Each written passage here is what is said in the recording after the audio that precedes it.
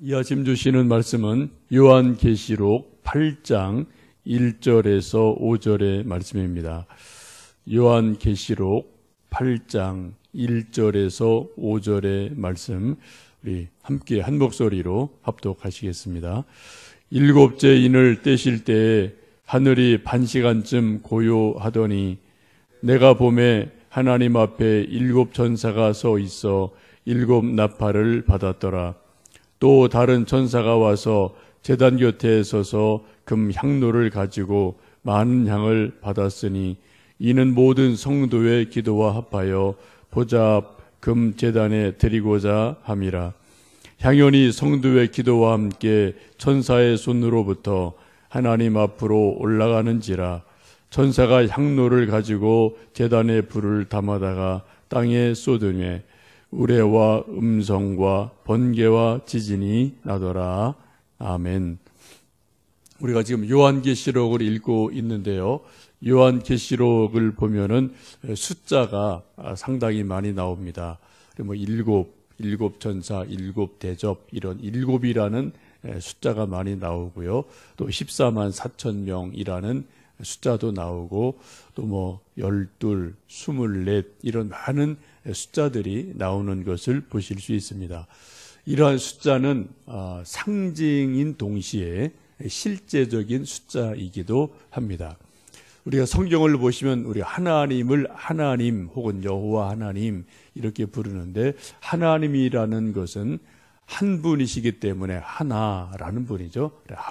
홀로 하나이신 유일하신 하나님, 그래서 하나님이라는 그런 호칭을 우리가 올려드리고 있고요.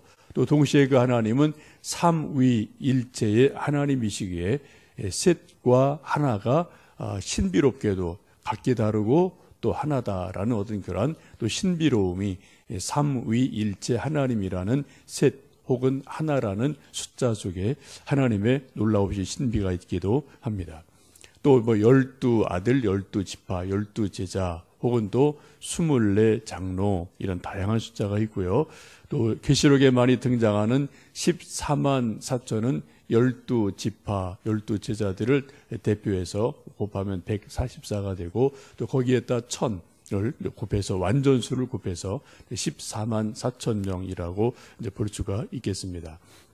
요즘 이제 많은 이단들이 실제로 이 세상에서 구원받을 사람들은 이 성경에 기록된 대로 문자 그대로 뭐 14만 4천 명이다. 이제 그렇게 이제 한정을 지어서 14만 4천 명을 전도하기 위해서 많이 애를 쓰고, 신천지가 좀 그런 것이 있죠. 각 지파별로 또 뭐 분담을 주고 또 사람들을 모으고 뭐 14만 4천 명을 이제 모아야 된다. 이제 그런 좀 잘못된 이제 이런 일들을 만드는 것을 뭐 여러분 주변에서 이렇게 저렇게 보실 수가 있습니다. 오늘도 말씀 보시면은 일곱인이라는 일곱 나팔, 일곱인 이런 말이 계속해서 반복이 되고 있습니다. 1절 보시면 그렇게 말씀합니다. 일곱째 인을 떼실 때에 하늘이 반시간쯤 고요하더니 내가 보매 하나님 앞에 일곱 천사가 있어 일곱 나팔을 받았더라 라고 말씀을 합니다. 일곱인, 일곱 천사, 일곱 나팔, 계속해서 일곱이라는 그러한 7이라는 숫자가 등장을 합니다. 이 7은 문자 그대로 일곱이기도 하고, 또 영적인 의미로는 완전수를 의미하기도 합니다. 하나님께서 일곱인을 떼실 때에 하늘이 반시간쯤 고요했다라고 성경은 말씀하고 있습니다. 인을 뗀다는 것은 뭐 이렇게 딱 붙여놨던 것을 여는 거죠. 우리도 이제 편지를 주고받을 때 옛날에 보시면은 풀로 이렇게 꼭 붙여서 다른 사람이 뜯어보지 못하도록 꼭꼭 붙여놓은 게 있고요. 또 가끔 저 TV 보시면은 연예인 대상 뭐 이런 어떤 시상을 할 때 어떻게 사회자에게 봉투를 건네주는데 거기다 이렇게 조금 인을 붙여서 중간에 누가 열어볼 수 없게 해서 사회자만 뚜껑을 열고 누구 이제 명단을 발표하고 상을 주는 그러한 것도 우리 가끔 볼 수가 있습니다. 인을 친다, 봉인한다 이런 것은 비밀로 덮어둔다는 거죠. 그것을 쓴 사람 혹은 받는 사람만 알 뿐이지 중간에는 아무도 알 수 없는 그런 극비 문서인 것을 봅니다. 요즘도 가끔 추천서를 우리가 뭐 이제 쓰기도 하고 받기도 하는데 추천서를 쓸 때도 그러한 요청을 대부분 이제 그런 기관에서 하죠. 개인적으로 추천서를 써서 봉인을 해서 거기다 밀봉을 해서 보내주십시오. 그러한 요청을 해서 그 추천받는 사람이 추천하는 사람이 무슨 말을 내용을 썼는지를 모르게 그렇게 좀 밀봉을 해서 이제 뭐 직접 전달하는 그러한 일들이 있음도 보게 됩니다. 하나님이 인을 떼실 때에 반시간쯤 하늘이 고요했다라고 말씀합니다. 하나님이 뭔가 이제 비밀을 해제하시는 아주 중요한 그러한 순간인 것을 알 수가 있습니다. 그 중요한 순간에 하늘 전체가 반시간쯤 고요했다라고 성경은 말씀하고 있습니다.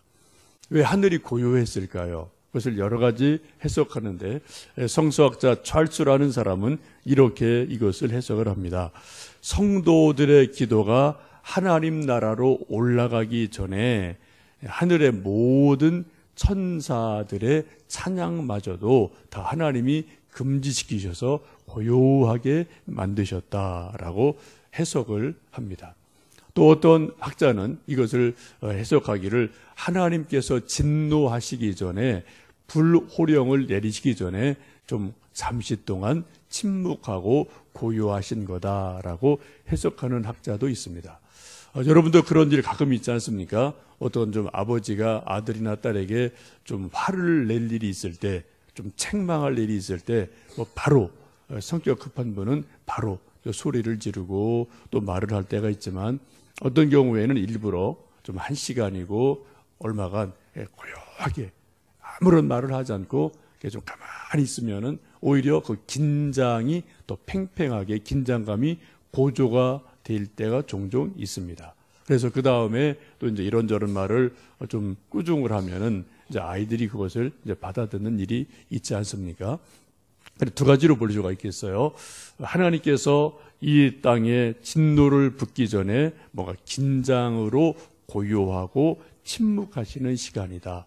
또 찰스라는 어떤 그런 학자는 하나님께서 우리 성도들의 기도를 들으시기 위해서 천사들의 찬양 소리마저도 좀 쉿하고 조용히 해라 라고 이렇게 좀 조용히 시키는 것으로 해석을 합니다. 제가 볼 때 참 대단한 해석이지 않나 싶어요. 여러분도 좀 누군가 사람들이 많은 곳에서 막 이렇게 저렇게 좀 긴밀한 대화를 할 때 어린 아이들이 막 뛰어다니고 놀고 시끄러우면 어떻게 합니까? 쉿하고 좀 조용히 해라. 이렇게 조용히 시키고 그리고 그 사람이 말하는 것을 잘 듣기 위해서 주변을 조용히 시키는 것처럼 하나님도 이 땅에서 성도들이 하나님께 기도 드리는 것을 잘 들으시려고 천사들의 찬송 소리마저도 조용히 해라 라고 조용히 시키시고 침묵하시는 것으로 해석하는 것을 봅니다. 저는 개인적으로 그 해석이 좀 상당히 좋지 않나 그런 생각을 하면서 기대를 합니다.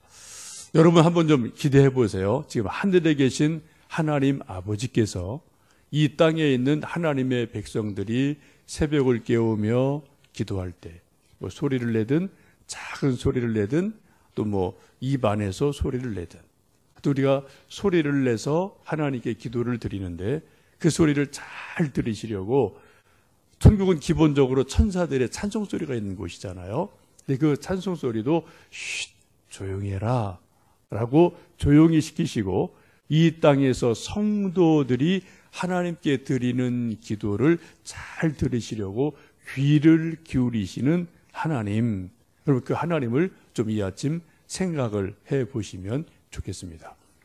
아마 이런 것을 우리가 생각한다면 우리가 기도할 때 그냥 가만히 그냥 이렇게 좀 의식 없이 이렇게 기도하기보다는 정말 힘을 기울여서 정신을 차려서 하나님 앞에 우리가 이러한 저러한 기도를 드릴 수가 있을 줄로 압니다. 우리가 종종 부르는 그 찬양 가운데 그러한 찬양도 있죠.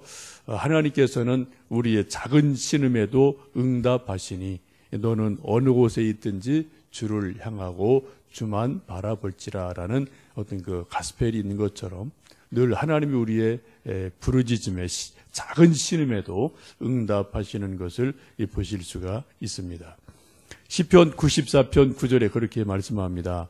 귀를 만드신 자가 듣지 아니하겠느냐, 눈을 만드신 자가 보시지 않겠느냐라고 말씀하시면서 우리 인간의 귀를 만드신 하나님이 더 큰 귀로 지금도 우리 기도를 들으신다라고 말씀합니다. 3절, 4절 말씀을 함께 좀 읽어 보실까요? 또 다른 천사가 와서 제단 곁에 서서 금 향로를 가지고 많은 향을 받았으니 이는 모든 성도의 기도와 합하여 보좌 앞 금 제단에 드리고자 함이라. 향연이 성도의 기도와 함께 천사의 손으로부터 하나님 앞으로 올라가는지라 라고 말씀합니다. 여기 보면 7 천사가 있고요. 또 다른 천사를, 한 천사를 소개를 합니다. 이 천사가 이제 모든 성도들의 기도를 모아서 향으로 받아서 그것을 하나님께 드리는 것으로 말씀을 하고 있습니다. 옛날 왕정 시대에 보면은 이제 소위 도승지라는 그러한 사람이 이제 직책이 있었죠. 뭐 요즘 말로 말하면 아마 비서실장쯤 되는 것 같은데요. 그 도승지하는 역할 중에 하나는 전국 각지에서 올라오는 공문서 이런 것들과 혹은 또 상소문들을 다 모아서 그것을 어떻게 해요? 흐트러지지 않게 다 모아서 그것을 왕 앞에 올려드리는 일이 도승지가 하는 일 중에 하나였습니다. 이건 중요한 일이죠. 거기서 문건 하나가 빠지면은 아주 큰 어떤 또 혼란이 있을 수 있기 때문에 하나도 빠짐없이 다 모아서 흐트러지지 않게 모아서 그것을 왕 앞에 올려드리고, 이런 백성들의 소원이 있습니다. 지방에 이런 또 민원이 있습니다. 이런 또 간청이 있습니다. 다 올려드리는 중요한 역할을 하게 됩니다. 3절에 보시면 또 다른 천사 한 천사가 등장을 하고요. 그 천사가 제단 곁에 서서 금 향로를 가지고 서 있다가 그 모든 향을 다 받아서 하나님 앞에 올려드리는, 마치 도승지와 같은 그런 역할을 하는 한 천사를 성경은 소개를 하고 있습니다. 우리가 성경을 쭉 보시면은 뭐 천사라는 그 단어는 아주 많이 나와요. 근데 천사 이름을 우리가 알 수는 없습니다. 근데 성경 보시면은 특별하게 천사 이름을 밝히는 경우가 종종 있죠. 가브리엘 천사가 있고 미가엘 천사가 있음을 성경은 말씀합니다. 역할이 조금 좀 다른 것 같아요. 가브리엘 천사는 기본적으로 하나님의 좋은 소식을 전하는 그런 어떤 전달자 역할을 하는 것이 가브리엘 천사입니다. 그래서 마리아가 성령으로 인해서 아기 예수님을 잉태하게 될 때도 어떻게 해요? 가브리엘이 천사가 와서 자기 이름을 밝히고 나는 가브리엘이다, 하나님께 좋은 소식을 가지고 왔다라고 말하면서 수태고지를 전해주는 것을 볼 수가 있습니다. 근데 또한 천사장 이름이 소개가 되어지는데 이제 미카엘이라는 천사장이 소개되는 것을 여러분 보실 수가 있습니다. 이 미카엘 천사장은 되게 좀 하나님의 어떤 그 군대장 이런 것으로 성경은 좀 표현을 하고, 또 이 많은 학자들은 이 성도들의 기도를 이렇게 받아서 하나님께 올려드리는 역할을 하는 천사장도 미가엘로 보고 있습니다. 다니엘 12장 1절에 보시면 이렇게 말씀합니다. 마지막 때에 내 백성을 지키는 미가엘 천사가 나타날 것이며 인류 역사상 최대의 환란이 있을 것이다. 그때가 오면 내 민족 가운데 하나님의 책에 이름이 기록된 자들은 다 구원을 받을 것이다. 현대인 성경인데 마지막 때에 미가엘 천사장이 나타나서 내 백성을 지킬 것이다. 환란 가운데 지켜주신다라고 미가엘 천사장의 역할을 이제 소개를 하고 있습니다. 신약 성경 유다서 1장 9절에 보시면 그렇게 말씀합니다. 천사장 미가엘이 모세의 시체에 대하여 마귀와 변론했다라고 성경은 말씀하고 있어요. 성경에 분명히 미가엘을 천사장으로 분명하게 말씀을 하고 마귀와 더불어 모세의 시체를 어떻게 할 거냐?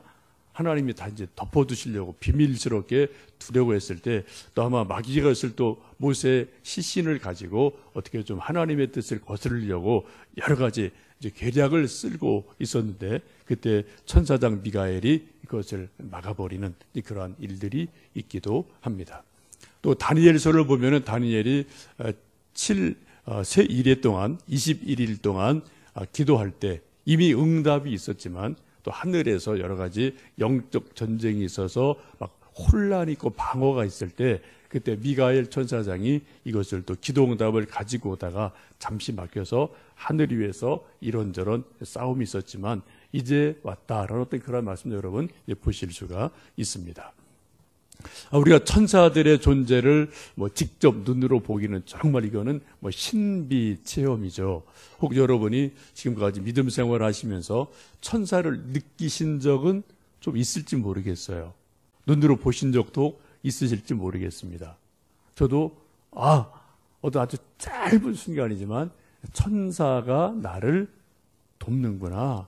하나님이 보내신 천사가 나를 이 위급한 순간에 뭔가 잠깐 나를 보호해 주는구나. 이런 것을 느낀 적은 저도 개인적으로 여러 번 있어요. 교통사고 당해서 정말 1초 사이에 사느냐 죽느냐 이런 일들이 발생할 때가 가끔 순간적으로 있지 않습니까? 저도 그런 일이 한 서너 번 있었는데요. 근데 정말 이건 아찔한 순간이죠. 1초 사이에 사느냐 죽느냐 이렇게 하여튼 될 수 있는 그런 상황들이 있을 때가 있는데 그러니까 이렇게 곰곰이 돌아보면은 정말 이게 우연이라고 보기에는 정말 이게 좀 너무 신기한 그런 일들이 저에게도 몇 번 있어서 이건 정말 하나님의 천사가 나를 그때 이렇게 좀 도와준 것이 아닌가 그런 느낌을 좀 가진 적이 저 개인적으로 몇 번 있습니다.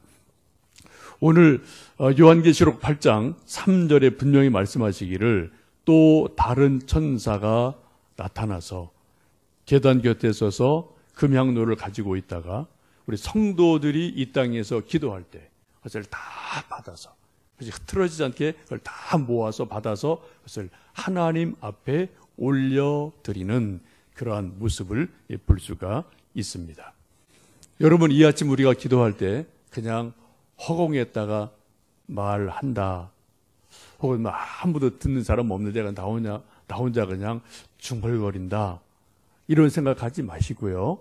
정말 하나님이 지정하신 천사장이 금향로를 가지고 우리 기도를 다 하나도 빠짐없이 받아서 이것을 하나님 앞에 올려드리고 있다라는 믿음을 가지시고 이건 성경 말씀이에요. 그런 믿음을 가지시고 이 아침 기도를 하시면 좋겠습니다. 이런 믿음을 가지고 기도할 때 우리 믿음이 더 확실해져요. 더 분명한 믿음의 기도가 되어집니다. 허공을 치는 기도가 아니라 그냥 말을 뿌리는 기도가 아니라 정말 내 기도가 하나님 앞에 상달되는구나. 하나님이 귀를 기울이시고 들으시는구나. 천사들의 찬송 소리도 조용히 해라. 조용히 시키시고 우리 이 땅에서 간절함으로 부르짖는 성도들의 그 소원을 들으시려고 귀를 기울이시는 하나님을 여러분 이 아침 생각하시면서 여러분 개인의 기도이든 자녀를 위한 기도이든 우리 교회를 위한 기도이든 민족을 위한 기도이든 또 함께 간절히 기도하시면서 응답받는 기쁨이 충만한 저와 여러분 되시기를 주의 이름으로 축원합니다. 함께 기도하시겠습니다.